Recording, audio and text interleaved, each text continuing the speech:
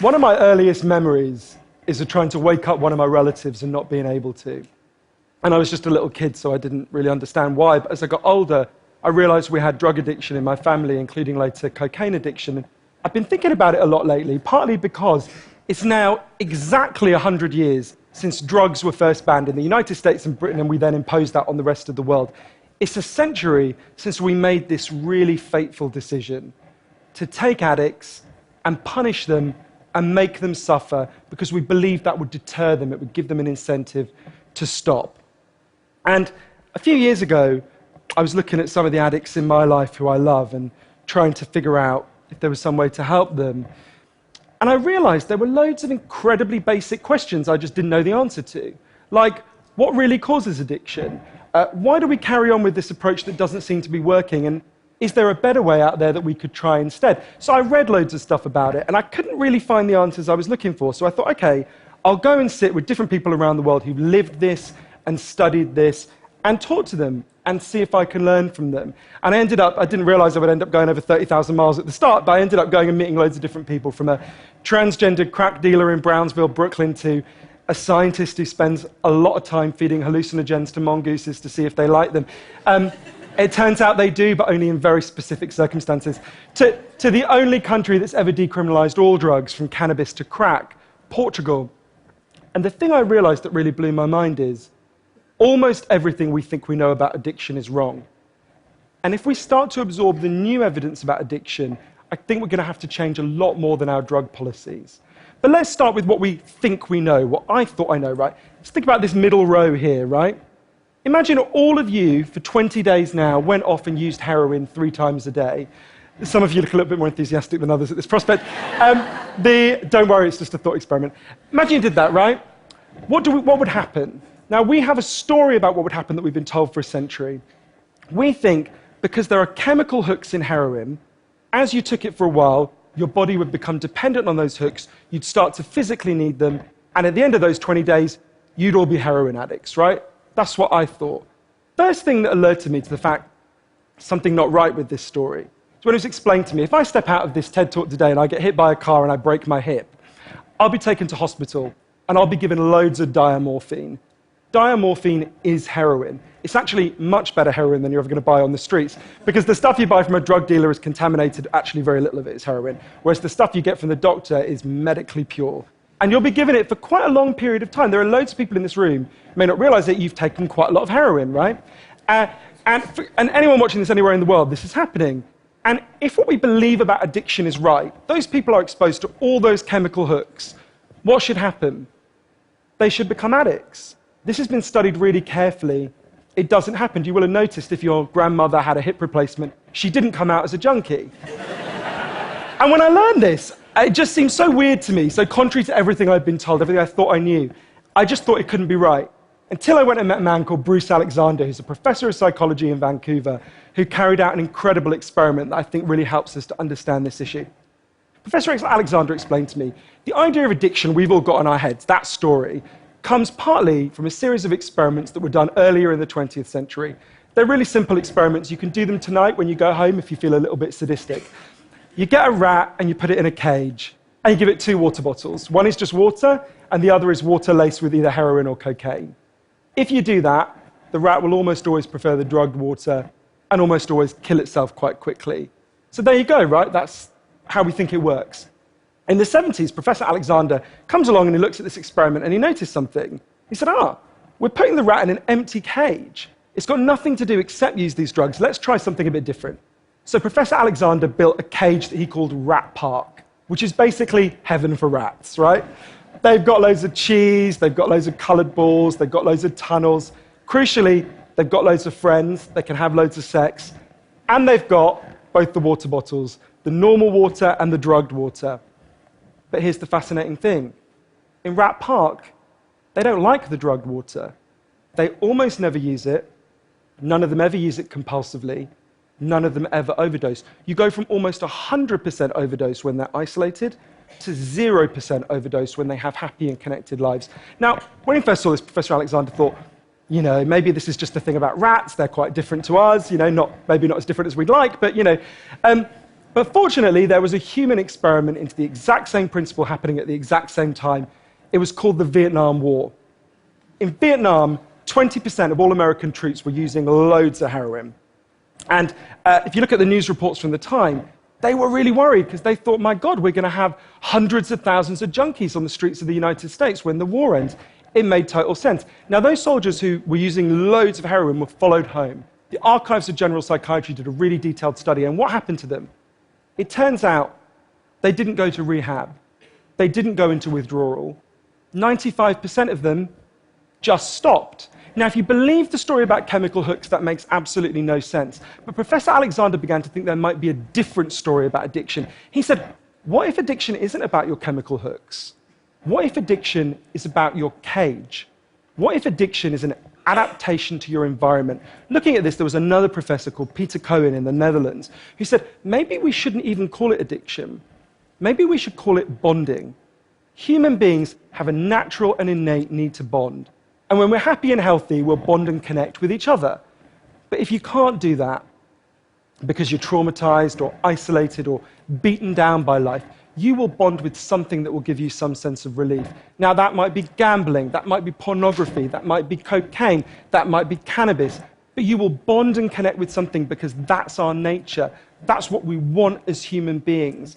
And I think, at first I found this quite a difficult thing to get my head around, but one way that helped me to think about it is, and I can see, I've got over by my seat there a bottle of water, right? I'm looking at lots of you, and lots of you have bottles of water with you, right?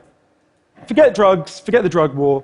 Totally legally, all of those bottles of water could be bottles of vodka, right? We could all be getting drunk, I might after this. But we're not, right? Now, because you've been able to afford the approximately a gazillion pounds that it costs to get into a TED Talk, I'm guessing you guys could afford to be drinking vodka for the next 6 months. You wouldn't end up homeless. You're not going to do that. And the reason you're not going to do that is not because anyone's stopping you. It's because you've got bonds and connections that you want to be present for. You've got work you love. You've got people you love. You've got healthy relationships. And a core part of addiction, I came to think, and I believe the evidence suggests, is about not being able to bear to be present in your life. Now, this has really significant implications. The most obvious implications are for the war on drugs, right?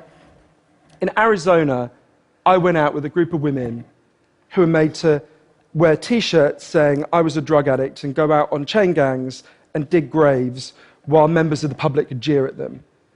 And when those women get out of prison, they're going to have criminal records that mean they'll never work in the legal economy again. Now, that's a very extreme example, obviously, in the case of the chain gang, but actually almost everywhere in the world we treat addicts to some degree like that. We punish them, we shame them, we give them criminal records, we put barriers between them reconnecting. There was a doctor in Canada, Dr. Gabor Mate, an amazing man, who said to me, if you wanted to design a system that would make addiction worse, you would design that system. Now, there's a place that decided to do the exact opposite, and I went there to see how it worked. In the year 2000, Portugal had one of the worst drug problems in Europe. 1% of the population was addicted to heroin, which is kind of mind-blowing. And every year, they tried the American way more and more. They punished people and stigmatized them and shamed them more. And every year, the problem got worse. And one day, the Prime Minister and the leader of the opposition got together and basically said, look, we can't go on with a country where we're having ever more people becoming heroin addicts. Let's set up a panel of scientists and doctors to figure out what would genuinely solve the problem. And they set up a panel led by an amazing man called Dr. João Goulão to look at all this new evidence. And they came back and they said, decriminalize all drugs, from cannabis to crack. But, and this is the crucial next step, take all the money we used to spend on cutting addicts off, on disconnecting them, and spend it instead on reconnecting them with the society. And that's not really what we think of. What they did wasn't really what we think of as drug treatment in the United States and Britain. So they do residential rehab, they do psychological therapy that does have some value. But the biggest thing they did was the complete opposite of what we do. A massive program of job creation for addicts and microloans for addicts to set up small businesses. So say you used to be a mechanic. When you're ready, they go to a garage and they'll say, if you employ this guy for a year, we'll pay half his wages. The goal was to make sure that every addict in Portugal had something to get out of bed for in the morning. And when I went and met the addicts in Portugal, it was fascinating. What they said is, as they rediscovered purpose, they rediscovered bonds and relationships with the wider society. It'll be 15 years this year since that experiment began, and the results are in. injecting drug use is down in Portugal, according to the British Journal of Criminology, by 50%, 50%. Overdose is massively down. HIV is massively down among addicts. Addiction in every study is significantly down. One of the ways you know it's worked so well is that almost nobody in Portugal wants to go back to the old system. Now, that's the kind of political implications. I actually think there's a layer of implications to all this research below that. You know, we live in a culture where people feel really increasingly vulnerable to all sorts of addictions, whether it's to their smartphones or to shopping or to eating. You know, before these talks began, you guys know this, that we were told we weren't allowed to have our smartphones on. And I have to say, a lot of you looked an awful lot like addicts who were being told their dealer was going to be unavailable for the next couple of hours. And yeah, a lot of us feel like that. And it might sound weird to say, oh, you know, I've been talking about how disconnection is a major driver of addiction. It might be weird to say it's growing because you think, well, we're the most connected society there's ever been, surely. But I increasingly began to think that the connections we have, we think we have, are like a kind of parody of human connection. If you have a crisis in your life, you'll notice something. It won't be your Twitter followers who come to sit with you. It won't be your Facebook friends who help you turn it round. It'll be your flesh and blood friends who you have deep and nuanced and textured face-to-face relationships with. And I think there's a study I learned about from Bill McKibben, the environmental writer, I think tells us a lot about this. It looked at the number of close friends the average American believes they can call on in a crisis. That number has been declining steadily since the 1950s. The amount of floor space an individual has in their home has been steadily increasing. And I think that's like a metaphor for the choice we've made as a culture, right? We've traded floor space for friends, we've traded stuff for connections, and the result is that we are one of the loneliest societies there has ever been. And yet, Bruce Alexander, the guy who did the Rat Park experiment, says, we talk all the time in addiction about individual recovery, and it's right to talk about that, but we need to talk much more about social recovery. Something's gone wrong with us, not just as individuals, but as a group, and we've created a society where, for a lot of us, life looks a whole lot more like that isolated cage and a whole lot less like Rat Park. But if I'm honest, this isn't why I went into it, right? I didn't go in to discover the political stuff, the social stuff. I wanted to know how to help the people I love. And when I came back from this long journey and I'd learned all this, I looked at the addicts in my life, and if you're really candid, it's hard loving an addict, and there's going to be lots of people who know in this room you're angry a lot of the time. And I think one of the reasons why this debate is so charged is because it runs through the heart of each of us, right?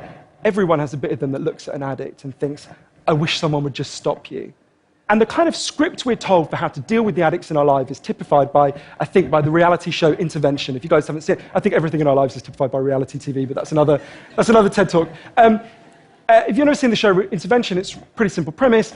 You get an addict, all the people in their life, gather them together, and say, if you don't shape up, confront them with what they're doing, and they say, if you don't shape up, we're going to cut you off, right? So what they do is they take the connection to the addict and they threaten it. They make it contingent on the addict behaving the way they want. And I began to see why that approach doesn't work. And I began to think that almost that's like the importing of the logic of the drug war into our private lives. So I was thinking, well, how can I be Portuguese, right? And what I try to do now, and I can't tell you I do it consistently, and I can't tell you it's easy, is to say to the addicts in my life that I want to deepen the connection with them, to say to them, I love you whether you're using or you're not. I love you whatever state you're in, and if you need me, I'll come and sit with you, because I love you and I don't want you to be alone or to feel alone. And I think the core of that message, you're not alone, we love you, has to be at every level of how we respond to addicts, socially, politically, and individually. For 100 years now, we've been singing war songs about addicts. I think all along we should have been singing love songs to them, because the opposite of addiction is not sobriety. The opposite of addiction is connection. Thank you.